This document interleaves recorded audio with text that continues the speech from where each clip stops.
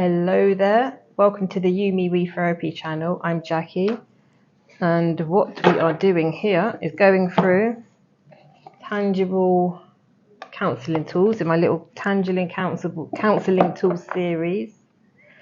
And I'm going to do what I have been doing, which is going through the remainder of the cards. So we've still got a lot of cards left, and I'm gonna pull 3 cards and just have a chat about the emotions and the moods. I mean, these are called mood cards. And moods, what's a mood?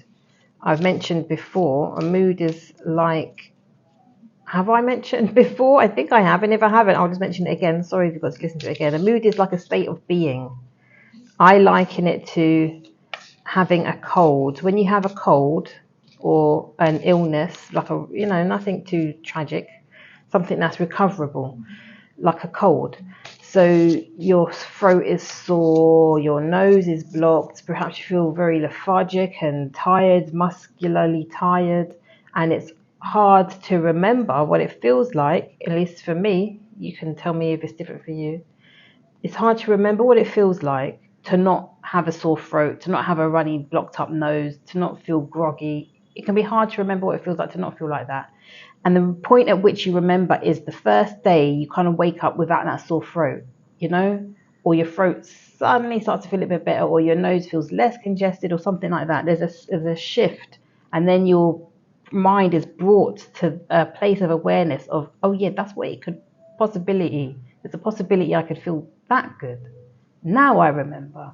Just like when you're feeling good, it can be hard to tap into what it feels like to feel unwell and have an illness like a cold. And that kind of can be a little bit of the basis of what mental health can be, actually. When somebody has something that's kind of transient, like comes and goes, a cold comes and goes, then yeah, that can affect us all. But with something like a diagnostical, genuine mental health problem that's kind of more long-standing, for that person, those states of being aren't so transient. They can kind of affect one's functioning and in a way might live with that person, like another person. So people can describe depression like that. The grey dog, is that what I have to find that person who mentioned it, calling the grey dog. It's like something that sits alongside a person and goes with them and flares up at times and calms down at times, but has a presence and an existence coinciding with the person who's got depression. It can be quite complex.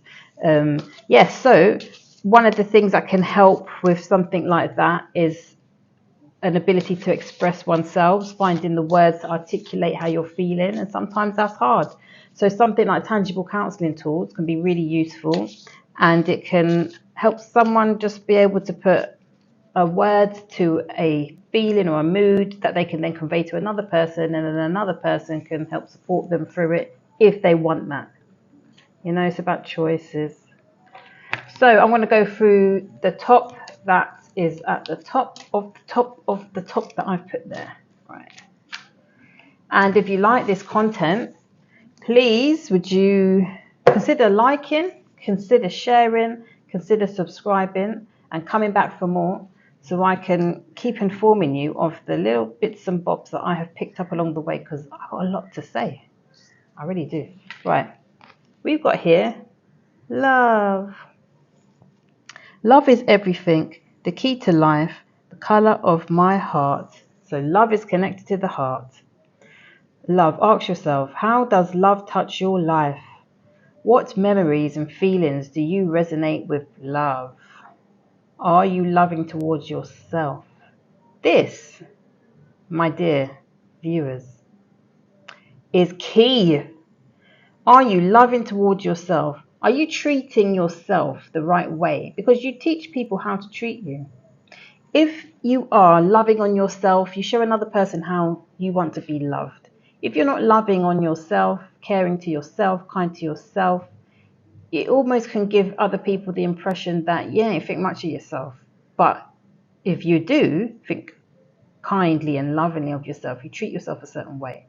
So it sets a standard, a boundary, and it helps identify things like deal breaker behaviors. It's very important to self-love, because if you don't love yourself, how is anyone else going to love yourself? You've got this, you can love yourself. Because as well, I've got so much to say about it. You have to be as kind to yourself as you would want others to be kind to you, you know? And small little practices towards self-care, I think, are key.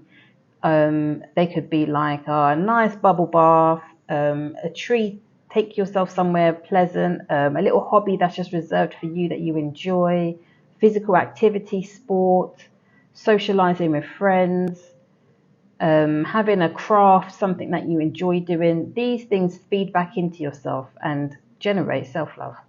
Affirmation: I am love. Love flows through me and beyond me. Love is the key to everything. It really is. It really is. Oh, this one. Regret. If only. Regret is, if you noticed, it's the same color as guilt. Guilt I done in the other video, and it was a similar color. Regret, it almost like there's a person saying, if only, like if they had a time machine, if they could do something, if they could change something. The inability to be able to change something can leave somebody with regret. Ask yourself, what are your regrets? What were the reason for your actions? So regret is linked to actions. So that's why somebody is thinking back at previous actions and thinking, oh, if only. If only I, what would you add to the rest of the sentence? If only I could do something differently. If only I didn't go there. If only I would have done this. If only I had said that. There's many things you can add on to if only. What are the consequences for you now? So there's consequences attached to regret. What can you do differently next time? Yeah, it's asking you, what can you do differently next time? So there's a possibility to be tested again at something and like pass it if you want to look at it like that. But life's more complicated than it just being so black and white. Affirmations: I can learn from the past, think through my options and make the right decision. All will be well. That's how you have to handle regret. All will be well. Find the positives. Let's go for relax, and I've got here Kiswahili pumzika. Pumzika.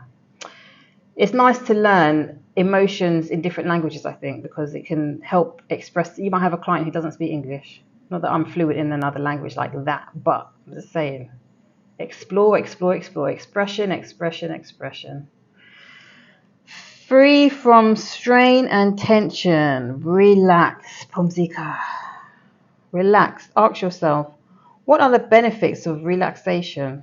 Oh, there's loads. I mean, I just felt relaxed as I sat back there. It felt real good. How do you calm yourself down? So it's asking one to be responsible for how they relax. How can you calm yourself down? Not how someone else is going to calm you. How can you? If you visualize yourself in a calm space, where would you be? Yeah, visualization helps with something like this. If you're able to use your imagination, you can even shut your eyes, or perhaps you visited somewhere that is captured in your mind and associate that with relaxation. You can travel there in your mind as a safe space. Affirmation: I am calm and relaxed. I release stress and welcome peace and serenity. Peace, serenity is linked to being relaxed. So I hope you have a relaxing day. And if you like this content, please hit the like button, share it with somebody who will find it helpful, and subscribe so you can keep up to date with all my other stuff that I'm going to bring for you. Have a lovely day.